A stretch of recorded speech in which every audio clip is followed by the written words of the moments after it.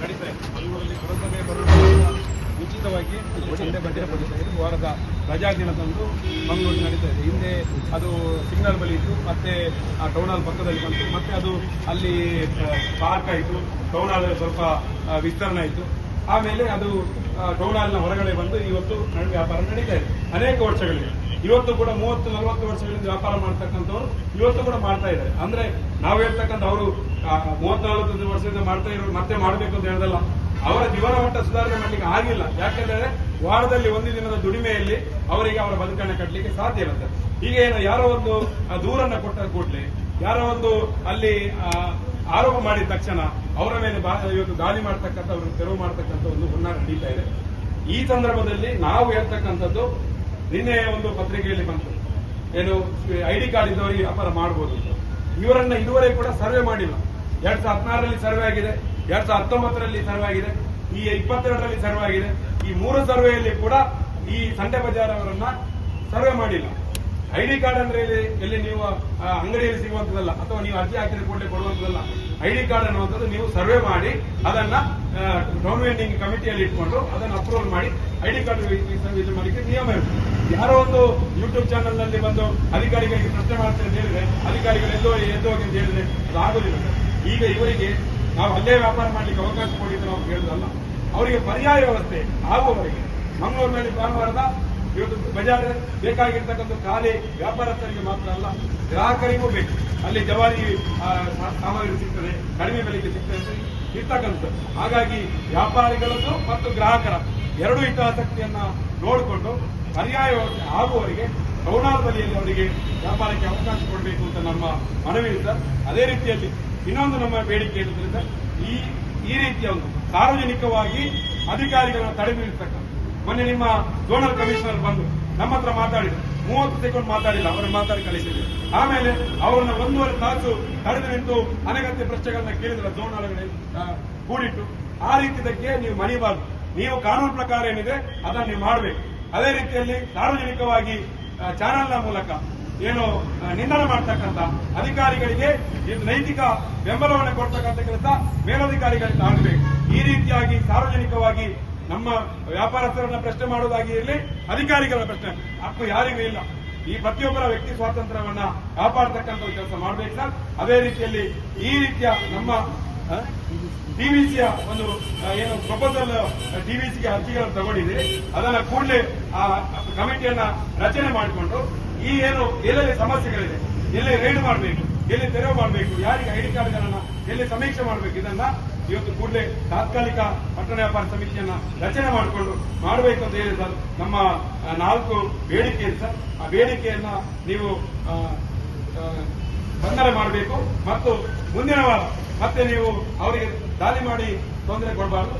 ಅವಕಾಶ ಅವರಿಗೆ ಏನು ಪರ್ಯಾಯ ವ್ಯವಸ್ಥೆ ಆಗುವವರೆಗೆ ನೀವು ಅಲ್ಲಿ ಅವರು ಮುಕ್ತವಾದಂತಹ ಅವಕಾಶ ಕೊಡಬೇಕು ಅಂತ ಹೇಳಿ ನಾವು ಇವತ್ತು ಎಲ್ಲ ಸೇರಿ ಪ್ರತಿಭಟನೆ ಮಾಡಿ ನಮಗೊಂದು ಮನವಿಯನ್ನು ಕೊಡ್ತಾ ಇದ್ದೀವಿ ಸರ್. ಅದಕ್ಕೆ ನಮಗೆ ಮನವಿ ಕೂಡ, ಈ ಮನವಿಗೆ ಕೂಡಲೇ ನೀವು ಸ್ಪಂದನೆ ಕೊಡಬೇಕು. ಯಾಕಂತೇಳಿದ್ರೆ ಇನ್ನು 2 ದಿವಸ ಇರು, 2 ದಿವಸ ನಂತರ ಮತ್ತೆ ಭಾನುವಾರ ಬಂದಾಗ ನೀವು ಶನಿವಾರ ದಿವಸ ಅನೌನ್ಸ್ಮೆಂಟ್ ಮಾಡಿದ್ದೀರಿ ಅಂತ ಹೇಳಿ ಭಾನುವಾರ ಎಬ್ಬಿಸಲಿಕ್ಕೆ ಬರ್ಲಿಕ್ಕೆ ಆಗುದಿಲ್ಲ. ಅದಕ್ಕೆ ಲಿಖಿತವಾದಂತಹ ಉತ್ತರವನ್ನ ಕೂಡಲೇ ನಮಗೆ ಕೊಡಬೇಕು ಅಂತ ಹೇಳಿ ನಾವು ಈ ಮೂಲಕ ನಿಮಗೆ ಮನವಿಯನ್ನು ಸಲ್ಲಿಸ್ತಾ ಇದ್ದೀವಿ.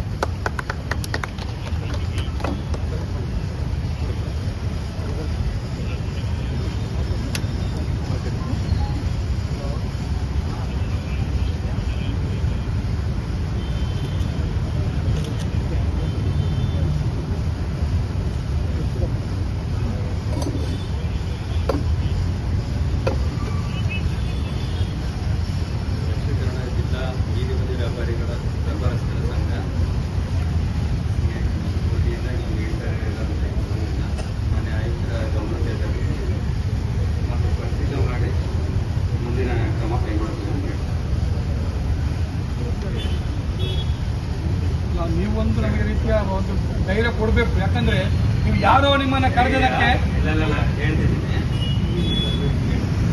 ನಾವು ಅತ್ಯಂತ ನೋವಿನಿಂದ ಬಂದಿದ್ದೇವೆ. ಅದು ಮಾಮೂಲಿ ಡೈಲಾಗ್ ಸರ್. ಅದು ನೀವು ಸ್ವಲ್ಪ ರಿಸ್ಕ್ ತಗೋಬೇಕು, ನೀವು ರಿಸ್ಕ್ ತಗೋಬೇಕು. ಯಾಕಂದ್ರೆ ನಾವು ಜೀವವನ್ನ ಕೈಯಲ್ಲಿ ಇಟ್ಕೊಂಡು ಬೀದಿ ಬದಿಯಲ್ಲಿ ವ್ಯಾಪಾರ ಮಾಡ್ತೀವಿ. ಯಾರೋ ಬಂದು ನಿಮ್ಮನ್ನ ಮಾತಾಡೋಕೆ ಯಾವುದೇ ಕಾರಣ ಯಾವುದೇ ಕಾರಣಕ್ಕೂ ಕೂಡ ರೈಡ್ ಆಗಬಾರ್ದು. ರೈಡ್ ಆಗಬಾರ್ದು. ನೀವು ಏನು ರೈಡ್ ಮಾಡಿದ್ರು ಇಲ್ಲಿ ಮೀಟಿಂಗ್ ಕರೆಯಿರಿ, ನಮ್ಮನ್ನ ಕರೆಯಿರಿ, ಕೂರಿಸಿ ನಮ್ಮನ್ನ. ರೈಡ್ ಮಾಡುವಂತದ್ದು ನಮ್ಮ ಇನ್ವೆಂಟರ್ ಅಧಿಕಾರಿ ಗಮನದಲ್ಲಿ ಇರುವುದಿಲ್ಲ. ನಾವು ಕೇಳ್ತೀವಿ ರೈಡ್ ಉಂಟಾ ಅಂತ. ನಮಗೆ ಅಧಿಕಾರಿ, ಬೀದಿ ವ್ಯಾಪಾರಿ ಅಧಿಕಾರಿ ಇವರು ಚಿತ್ರರಂಜನ್ ಇನ್ವೆಂಟರ್ ಆಫೀಸರ್, ಅವರಿಗೆ ಗೊತ್ತಿರೋದಿಲ್ಲ. ಅವ್ರಿಗೆ ಸಾರಿಗೆ ಗೊತ್ತಿಲ್ಲ ಮಾಡ್ತಾರೆ ಅಂತ ಹೇಳಿ ಹೇಳಿಕ್ಕೆ ಆಗುದಿಲ್ಲ. ಅವರ ಗಮನಕ್ಕೆ ಇರಬೇಕು. ಏಕೆ ಮಾಡ್ತಾ ಇದ್ದೀರಿ, ಏನ್ ಮಾಡ್ತಾ ಇದ್ದೀರಿ, ಇನ್ವೆಂಟರ್ ಆಫೀಸರ್ಗೆ ಗಮನದಲ್ಲಿ ಇಲ್ಲದೆ ನೀವು ರೈಡ್ ಮಾಡತಕ್ಕಂಥದ್ದು ಸರಿ ಇಲ್ಲ ಸರ್. ಈ ವಾರ ಅಂತೂ ಮುಂದಿನ ನಮಗೆ ಪರ್ಯಾಯ ವ್ಯವಸ್ಥೆ ಆಗುವವರೆಗೆ ಅಲ್ಲಿ ವ್ಯಾಪಾರಕ್ಕೆ ಅವಕಾಶ ಕೊಡಬೇಕು ಸರ್. ಅದರಿಂದ ಮತ್ತೆ ಅಲ್ಲಿ ಯಾವುದೇ ರೀತಿ ಸಂಘರ್ಷಕ್ಕೆ ಅವಕಾಶ ನೀವು ಮಾಡಿಕೊಡ್ತಾರೆ. ಹಾಗೆ ಕಾಟಾಚಾರಕ್ಕೆ ನಾವು ಮನವಿ ಕೊಡ್ತಾ ಇಲ್ಲ ಸರ್. ನೀವು ಬಂದು ಇಸ್ಕೊಂಡು ಸೀದಾ ಹೋಗುದಾದ್ರೆ ಕಾಟಾಚಾರದ ಮನವಿ ಅಲ್ಲ ಇದು. ಇಲ್ಲ ಗೊತ್ತಾ ಸರ್, ಒಂದೇ ಮಾತು ನೋಡಿ, ಮುನ್ನ ಅವರು ಕರೆದಾಗ ನೀವು ಓಡಾಡಿ ಹೋಗ್ತೀರಿ, ಗಂಟೆ ಇರ್ತೀರಿ. ನಮ್ಮನ್ನ ಖಾಲಿ ಇಷ್ಟು ಬಂದು 1 ನಿಮಿಷ ಮಾತಾಡಿ ನೀವು ಸೀದಾ ಹೋದ್ರೆ ನಾವೇನ್ ಮಾಡ್ಬೇಕು? ನೋಡಿ, ನೀವು ಅಧಿಕಾರಿಗಳು, ನಿಮ್ಗೆ ನೈತಿಕತೆ ಇದೆ.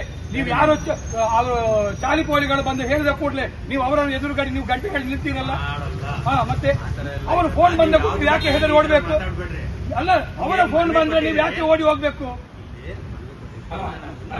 ಅವ್ರು ಯಾರು? ಅವ್ರ ಕಾರ್ಪೊರೇಟ್ರಾ? ಅವ್ರ ಅಧಿಕಾರಿಗಳ? ಅವ್ರ MP MLAಗಳ? ಈಗ ನಮಗೆ ಸಕಾರಾತ್ಮಕವಾಗಿ ಹೇಳ್ತಾ ಇದ್ದೀವಿ. ಮೊನ್ನೆ ಅವರು ವಿಡಿಯೋ ಇಟ್ಕೊಂಡು ಹೋದಾಗ ನಮ್ಮ ಅಧಿಕಾರಿಗಳೇ ಎಷ್ಟು ಅಂಗಡಿಯವರಿಗೆ ಇವರು ಕೂಡ ಬೈದಿದ್ದಾರೆ. ಏನ್ ಅಧಿಕಾರ ಇದೆ? ಏನ್ ಅಧಿಕಾರ ಇದೆ ಅವರಿಗೆ? ಕಾನೂನು ಪ್ರಕಾರವಾಗಿ ನಾವು ಧೈರ್ಯ ಕೊಡ್ತೇವೆ. ನಾವು ನಿಮ್ಮ ಹತ್ರ ಕೇಳೋದಕ್ಕೆ ನಮಗೆ ರೈಟ್ಸ್ ಇದೆ ಸರ್. ಅವ್ರು ಯಾರಂತ ಕೇಳ್ತೀವಿ. ಅವ್ರು ಯಾರು? ಸಂಘದ ಮುಖಾಂತರ ಕಾರ್ಮಿಕ ಇಲಾಖೆಯಲ್ಲಿ ನೋಂದಾವಣೆ ಆದಂತ ಅಧಿಕೃತ ಸಂಘ. ನಾವು ನಮ್ಗೆ ಕೇಳಲಿಕ್ಕೆ ರೈಟ್ಸ್ ಇದೆ ನಿಮ್ಮಲ್ಲಿ. ಅವ್ರು ಯಾರಂತ ನಾವು ಕೇಳೋಣ. ದಯವಿಟ್ಟು ಸರ್ ಕೇಳಿ, ಬನ್ನಿ ಈಚೆ ಬನ್ನಿ. ಬನ್ನಿ.